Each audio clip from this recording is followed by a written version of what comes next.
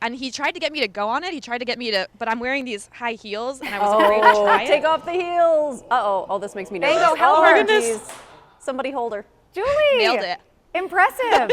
You may notice nearly every time you drive by the new Bucks Arena construction site, it looks different than the last time you drove by. Now the police are searching for suspects in this shooting that left a man dead here this morning. Some of it is as big as maybe even a quarter, close to it.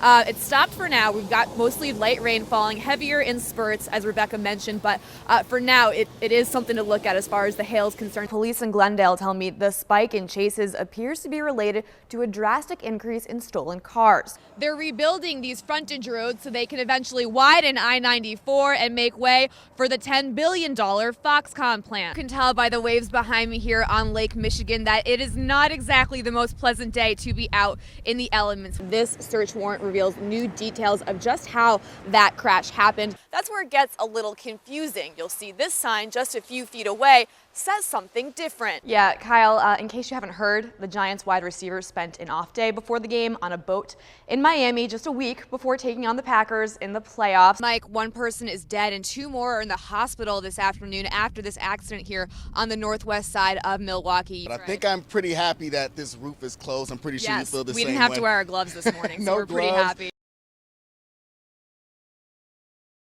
They destroyed the mailbox. A 22-year-old Delavan woman's wild joyride Thursday morning prompted several alarming calls to the police. They're in a white pickup truck. It seemed to have some sort of logo on it. In this stolen Ford F-150, police say the woman made her way down the streets of Elm Grove, causing several hit-and-run crashes and nearly running people over. She just crashed into my husband's car. This caller, still shaken up hours later, told us how the woman crashed in her yard.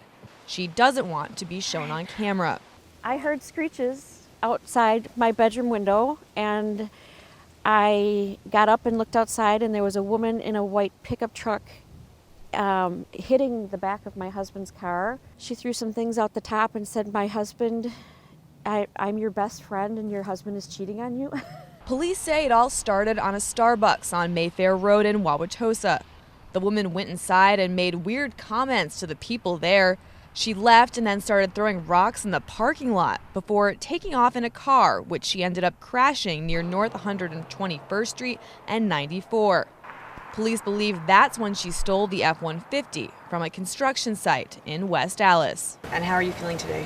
Oh, not safe. Police eventually got her after she had tried to run down vehicles and people with that stolen truck, all while yelling at them. And then they found her after she had been to like 7 other places and crashed a bunch of other cars. Yeah, Michelle, we're standing on Holton Street, just a few blocks south of Capitol Drive, where police have just opened up the intersection of Holton and Vienna after shutting it down for several hours this morning for this investigation. Now, we don't know a lot yet, but here's what we can show you. When this bus moves out of the way, you'll see this Nissan Altima here on the corner riddled with bullet holes and what appears to be evidence markers next to those holes, which suggest that those are from this morning's investigation and relevant to the investigation. Now, we do not know how they got there. Milwaukee police who are investigating this tell us they're looking for a suspect, but what that suspect is wanted for, we can't confirm just yet. And I'm just learning now in my ear they have confirmed this was in fact an officer-involved shooting here on the corner of Holton Street and Vienna, or the north side of Milwaukee. Now, we are yet to learn more details. We'll be hearing those details from the Shorewood Police Chief, as Shorewood is handling all of the information in this case. But again, just learning, just confirmed, this was in fact an officer-involved shooting here on the corner of Holton and Vienna. Back to you guys. Mike, no one was hurt when those shots were fired inside this casino earlier this morning. Milwaukee police telling us they do have a suspect in custody who they believe is responsible for firing off that gun. Now, earlier today, I spoke with people who were on the casino floor when this happened. They were shaken, describing an experience that they called very scary. Once I heard the shots, I printed my ticket and I left. I ran. It's a horrible feeling to feel like you're running for your life and you don't know where the next bullet's going to come to. Friday morning went from fun to frightening at Potawatomi Casino. I was playing a machine and I started hearing gunshots. And the casino went totally silent. All machines stopped and people were yelling, "Get down, get down." According to police, a man pulled a gun and fired off several shots while inside the casino around 2:30 a.m. It's unclear why he did it, but those inside tell us the 38-year-old may have been upset about losing money. He had everyone at the table that was playing with him laid on the floor, and he basically told them to give up all their money. So he went into their pockets and pulled out, there was chips laying all over, money. It was super scary. Later in the morning, the casino issued a statement saying there were no injuries related to the shooting. However, several minor injuries were sustained while people were leaving the scene. Our thoughts go out to those affected. This isn't the first time in recent memory there's been a problem with guns inside the casino. On June 16, 2013, a woman was shot in the leg after a man fired a handgun inside the bingo casino. The suspect in that 2013 shooting is expected to be back in court on May 3rd. He faces 3 misdemeanor charges. As for today's incident, the police tell us it's still under investigation.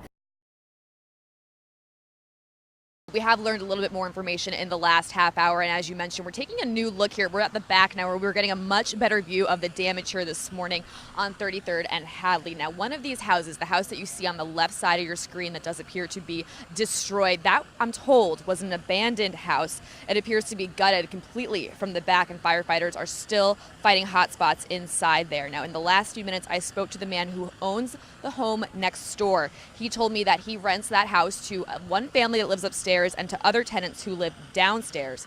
Take a look at this video and you'll see just how these flames shot through that house there on the left earlier this morning. That fire call came in just after 5 o'clock. Smoke was visible from blocks away. I saw it as I was driving up to the scene this morning. Now, in the last hour, we have seen the American Red Cross pull up to the scene here. They are assisting the family that lived inside. Meanwhile, we're waiting for more information from the fire chief here on the north side of Milwaukee. That is the latest from the north side of Milwaukee. I'm Julie Parise, CBS 58 News. Hey, Bill. Yeah, well, the first 8 seats were installed here at the new Bucks Arena, and for the fans who got to sit in them today, well, it was a long time coming.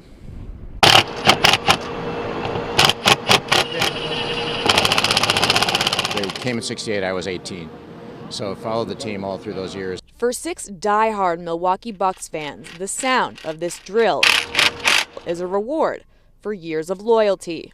Call them a couple of rough decades, actually. As the new Bucks Arena continues to quickly take shape, the team brought in 6 fans who have been season ticket holders since the beginning. They watched the first of 17,500 seats get installed on Tuesday, and they were the first to get to sit in them.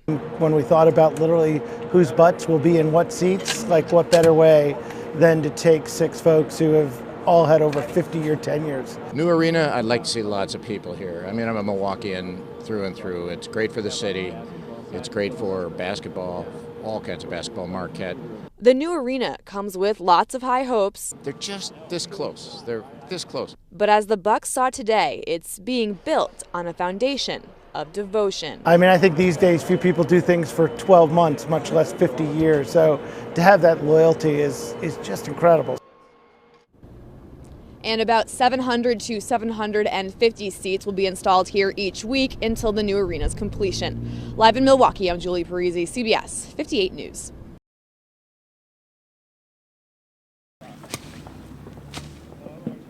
It's been decades since Paul Javen served in Vietnam, but memories haunt him to this day. A lot of flashbacks, a lot of bad stuff going on. Lost the temper. Drank a little too much, partied too much, but I didn't care. He says his PTSD is something most people will never understand. At least not like his buddies out here at this community garden. It gives you a chance to be with other veterans who had the same experiences, and that is very important to most of us. These veterans, all getting treated for PTSD at the Milwaukee VA, come out here to this acre on Cole Farm to grow lettuce, corn, and other veggies they can take home to their families. But our garden is not so much about growing plants and vegetables, but it's helping veterans to heal. Rodney Pearsall, a counselor at the VA, says the garden started about 4 years ago. It's one way to try and heal the emotional injuries combat veterans suffer when they get back from war. When they ask us, you know, what are you growing at the garden? We're growing more happiness. We're growing fellowship. We're growing peace. It's hard not to come out here and not be relaxed. It gives me an outlet. In the mornings, on Tuesdays, we all meet as a group, which is really great. We get to sit around and talk. If we want to work, we can work. And sometimes we don't do much work. We do a lot of talking. Paul says the talking helps, but sometimes it's about not talking at all. Here, because it's nice and quiet, it's beautiful, you get to think through your problems. You don't have to worry about any threats. That sort of put it behind your head. They sleep better. When they go to bed at night, they have something good to think about. Everything that's done. For many of them, it's given them a family again. It's hard not to be at peace out here. I think that's what, one of the big things is that it gives them peace. And camaraderie. Some of these guys have been through really bad stuff. They've seen a lot of bad stuff. And it's nice to relate to that. Now, if you'd like, I could bring a frame over there. They'll be fine. The only one brave enough to do the beekeeping out here is Paul.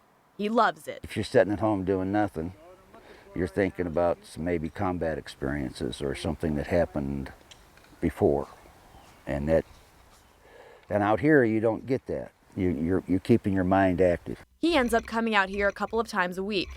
So do some of the other guys. Everybody comes out here different. Sometimes it is socialization, because, veterans, they share a lot of things in common. So they talk about sometimes in the military, both the good and the bad. But then too, it's like now they have something new in their life that they're excited to talk about. Paul says he doesn't think his PTSD will ever be cured, but here he's planting the seeds that will give him a happier, healthier life. It gives us a guiding light to go by. If other guys can make it, then why can't I?